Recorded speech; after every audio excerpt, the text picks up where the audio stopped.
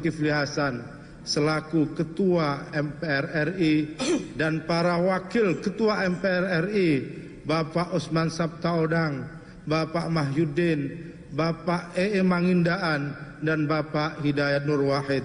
Wabil khusus ya Allah, berikanlah rahmat dan berkah-Mu, kekuatan dan kesehatan kepada saudara Wakil Ketua Bapak Ahmad Basara, Bapak Ahmad Muzani, dan Bapak Abdul Muhaimin Iskandar yang baru saja dilantik menjadi Wakil Presiden.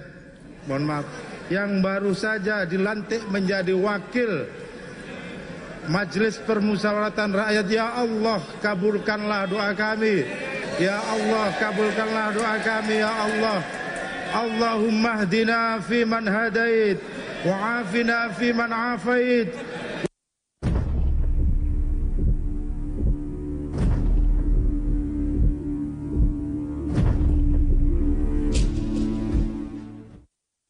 Ya, terima kasih saudara, Anda masih bergabung bersama kami di Saling Silang.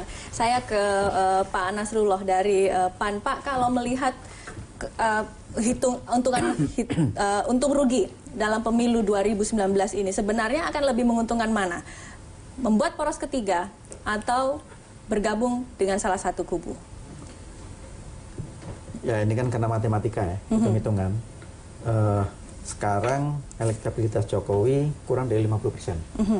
Ya 40-an lah, sekitar 40. Namun lebih tinggi dibandingkan Prabowo. Oh ya, itu jelas. Ya kan, agak berbeda dengan 2009. Itu kan, periode kedua SBY memang tinggi sekali. Itu kan sampai 60%. Sehingga semua partai kalang kabut untuk tidak berkoalisi dengan incumbent. Calon udah jadi nih, misalnya kayak gitu ya, oke. Nah, sekarang hitung-hitungan Jokowi anggap aja 40% sekian. Kalau kemudian partai lain ya mengambil posisi untuk mendukung Jokowi di luar yang itu, maka elektabilitas perilaku pemilih justru cenderung akan memilih partai yang anti Jokowi, yang bukan Jokowi. Jadi 40% direbutkan oleh 40 atau 45% diperebutkan oleh sekian partai. Nah, sementara 50% lebih hanya diperebutkan oleh partai yang oposisi dianggapnya. Nah, dari dua ini, tinggal apakah kemudian yang tidak ke Jokowi itu akan bentuk dua poros atau hanya satu poros. Kalau bentuk dua poros, maka kelima partai itu, atau mungkin kalau empat, kalau mungkin PKB lebih cenderung ke Jokowi, 4 partai itu akan memperebutkan 50% pemilih, yang 50% lebih pemilih di luar Jokowi. Nah, berarti ini kan sangat menguntungkan partai yang memang, ini hitungan matematisnya ya, menguntungkan yang tidak bergabung dengan Jokowi. Nah, kemudian bagaimana kalau kemudian muncul poros ketiga? Akan memecah suara 50 itu. Kalau poros ketiga muncul, itu juga tidak mengurangi dari suara yang sudah solid di sini, ya kan? Dan juga suara yang sudah muncul di Prabowo dengan PKS. Nah, artinya kalaupun toh nanti muncul poros ketiga, ya ini sebagai sebagai wacana koalisi baru untuk memecah persoalan yang pro pemerintah dan yang anti pemerintah. Sebatas itu. Oke. Tapi dikatakan bahwa sekarang elektabilitas Jokowi mungkin sekitar 50%, dan mungkin katakan Pak Prabowo dan juga poros ketiga ini berebut dengan suara sisanya. Artinya kan sebenarnya kemungkinan untuk menang masih jauh, karena suaranya tidak imbang untuk menandingi Pak Jokowi untuk mungkin maju ke putaran kedua dan lain sebagainya. Masih jauh, masih jauh. Tapi paling tidak memecah konsentrasi konflik di lapis bawah antara kelompok yang pemerintah dengan yang anti pemerintah. Oke, saya tertarik dengan Anda katakan memecah konsentrasi. Menurut Anda poros ketiga ini nanti pasarnya siapa? Memperebutkan suara pemilih mana? Kalaupun toh ini kan yang poros ketiga ini sebenarnya masih wacana, ya kan?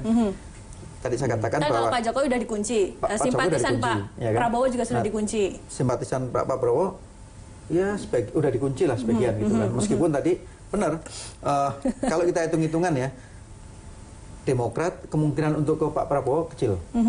Kemungkinan ya untuk ke sana. Kalau pun toh nanti muncul itu. Nah, kalau pun toh nggak muncul poros ketiga, maka bisa jadi Demokrat akan netral seperti dulu atau ke Pak Jokowi, ya kan? Kalau nggak ada poros ketiga. Nah, bagaimana PAN menyikapi itu? Kalau muncul poros ketiga, yang menjadi persoalan kita itu adalah apakah figur yang dimunculkan itu menjadi fenomenal seperti munculnya Anies di DKI. Kalau kemudian itu nggak muncul, ya percuma sebenarnya.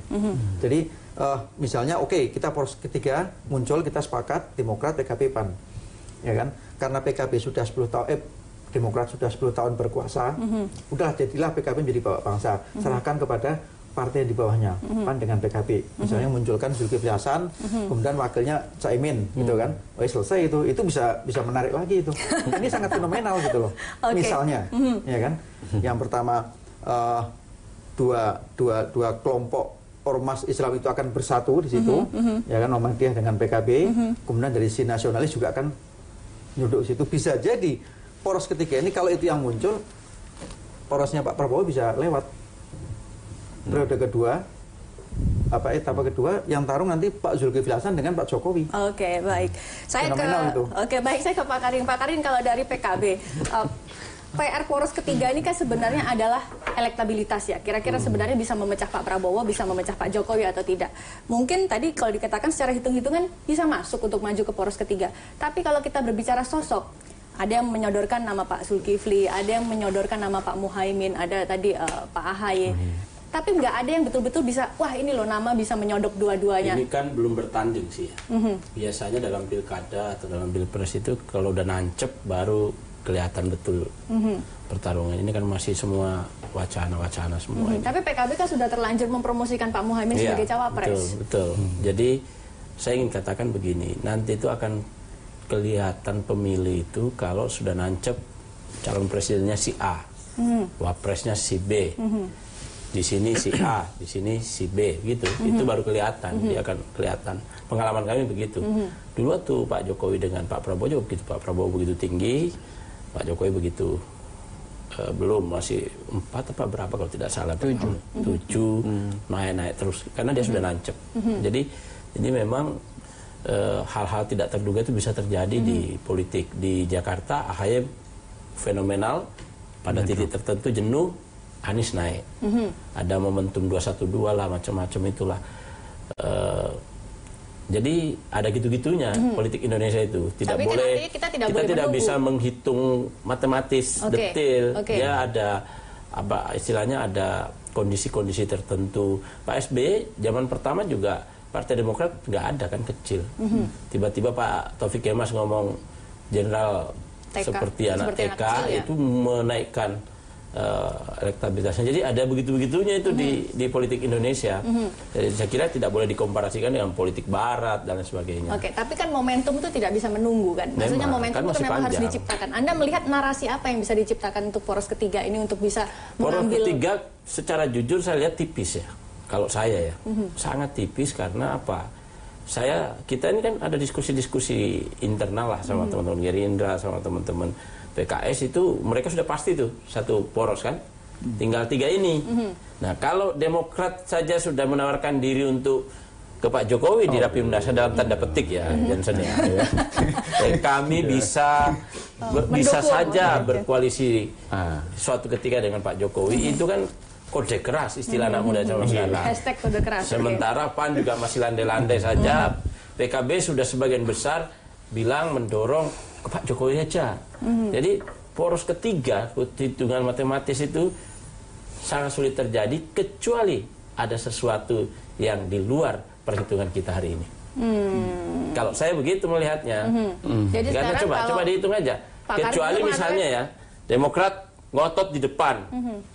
Kami mau poros ketiga. Itu memberi semangat baru kepada PAN, bisa juga memberi inspirasi kepada PKB. Tapi kalau Demokrat juga tidak terlalu, ini hanya sekedar jangan-jangan seperti yang disampaikan tadi, jangan-jangan kita ini pura-pura membentuk poros ketiga hanya untuk bergaining, basa-basi politik. Basa-basi. Nah itu kan bisa jadi terjadi dan di politik itu sah dan boleh.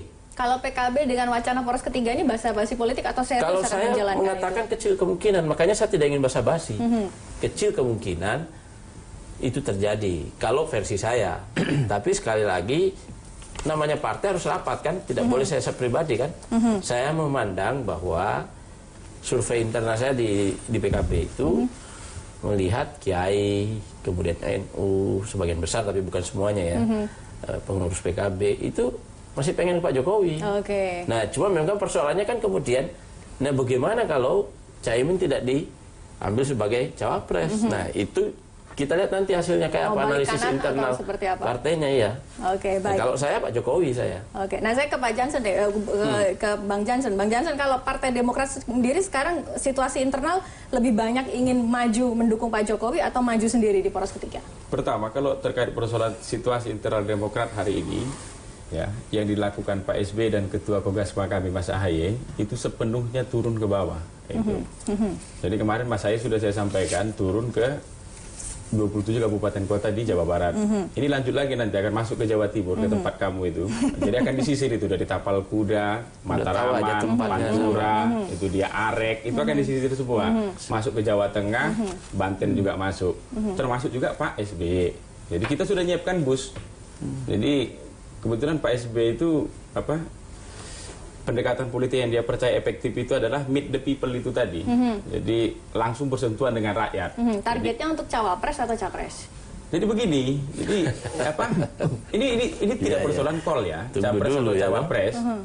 Jadi kan masih 4 bulan ini. Iya, betul. Tiap orang kan sedang menaikkan elo ratingnya kan ini. Kalau ibarat catur itu, ya mungkin untuk bisa main di level Grandmaster itu elo ratingnya ya mungkin 2.300 sekian. Misalnya begitu. Kita kan sedang menuju ke sana ini kan. Itu menuju ke sana. Itu. Kalau mungkin why not ya. Jadi, dan yang kedua begini Ratna. Jadi Demokrat ini belum pernah kalah. Partai yang belum pernah kalah. Ya, ketika dia mengusung kadernya sendiri maju jadi calon presiden. Nah, partai kami belum pernah kalah. Itu makanya kami sangat hati-hati. Jadi, kalau kemudian dikatakan kenapa kok di 2014 kemarin misalnya tidak mendukung yang manapun, karena bukan kader kami kan. Jadi kalau sekali Demokrat declare dukung kader maju, itu saya jamin pasti menang. Itu makanya PAN PKB siap-siap ikut. Itu dia. Ikut nggak paling menang. Ini sejarah. Dan ini tidak terbantahkan. Itu Demokrat ini adalah partai politik yang kalau mendukung kader sendiri itu belum pernah kalah. Itu harus jadi pegangan kita bersama itu. Sampai saat ini tesis ini itu belum terbantahkan kan itu dia. Yang saya lihat berbicara adalah berbicara tentang kepercayaan diri sosok Partai Demokrat. Tapi tadi saya katakan ketika itu nanti berkumpul Partai PAN, kemudian PKB dan juga Demokrat, katakan memang betul ingin jadi poros ketiga, kan yang sulit itu adalah kompromi politiknya, Pak. Anda sudah touring kemana-mana, Pak Ahaye dimajukan, tapi kemudian orang enak saja saya ini ketua umum, misalkan Pak Zulkifli atau Pak Muhaimin, kok saya jadi cawapres? Komprominya nanti sampai seperti apa? Itu saya katakan tadi, Ratna, selain persoalan angka, jumlah kepemilikan suara di DPR itu mana yang paling banyak, yang kedua sederhananya adalah elektabilitas si calon. Kalau sampai per hari ini kamu katakan, elektabilitasnya Pak Ahaye itu kalau harus masuk ke nama ya, itu di atas Pak Jul, di atas Caimin. Untuk Wapres. Itu dia, untuk Wapres, itu dia. Jadi ini persoalan elektabilitas, itu makanya saya katakan, wasit yang paling adil itu adalah survei, kembali angka. Jadi politik Indonesia ini sepenuhnya nanti akan ditentukan oleh angka. Kalau nggak semua berdebat, persoalan selera ini kan susah. Itu. Saya ini lebih berpengalaman, iya. Bapak berpengalaman, tapi angka Bapak rendah, terus gimana? Itu.